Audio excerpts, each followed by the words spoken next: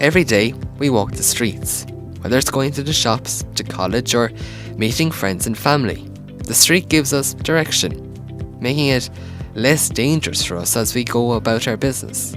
For others, the street is their kitchen, their sitting room, their bed. Their TV is us as we walk past them day in and day out. Our sitting room, it has a couch where we sit in comfort. Their couch is a torn up box. Our warm bed is 3 feet off the floor, while their bed, if they're lucky, could be a sleeping bag. This is what separates them from the cold, damp, hard surface of the street. While we think about what next to buy in the high street, that pair of shoes, t-shirt, jeans, or the lovely dress that you saw, these people, well, they're wondering about where they'll sleep tonight. When we are hoping that the weather holds up for a day out we've planned with our friends, they're hoping that the weather improves so that they don't get hypothermia and sub-zero temperatures that night. This is the reality of homelessness. Can you imagine how it must feel to look at us from below, window shopping, while they live on the street hungry, without the luxury of a bed at night or the feeling of safety as they sleep? This documentary is not about telling us about homelessness. We've all heard the statistics. This is really about understanding how we can tackle local homelessness as a generation. Kieran Stafford, St. Vincent de Paul Vice President, joins us to speak about the homeless problem. I was looking at January figures. They show that there are up to 3,885 adults and 1,830 children homeless. That's a total of 5,715.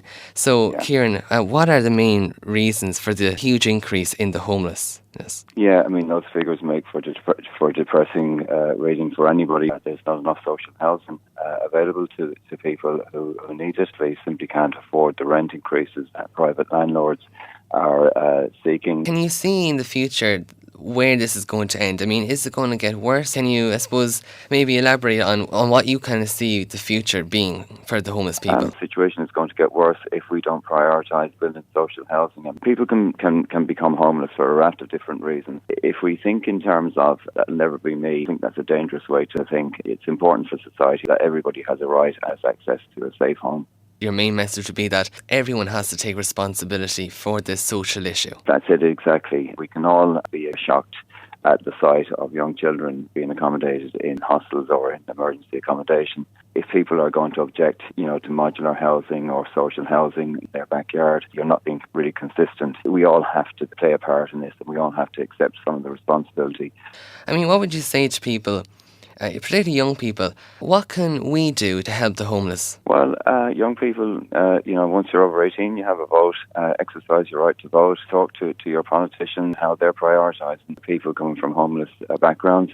A number of our young SVP conferences that we would have attached to colleges do fantastic work. They do soup runs, they help with drop-in centres, they help fundraising, for hygiene kits for people who are sleeping rough, raising awareness in their colleges and in their schools about homelessness. There are a number of food facilities that are available, all around the country that I see young people and students volunteering for. As you heard there, we can make a difference. We can make a change in our society for the greater good.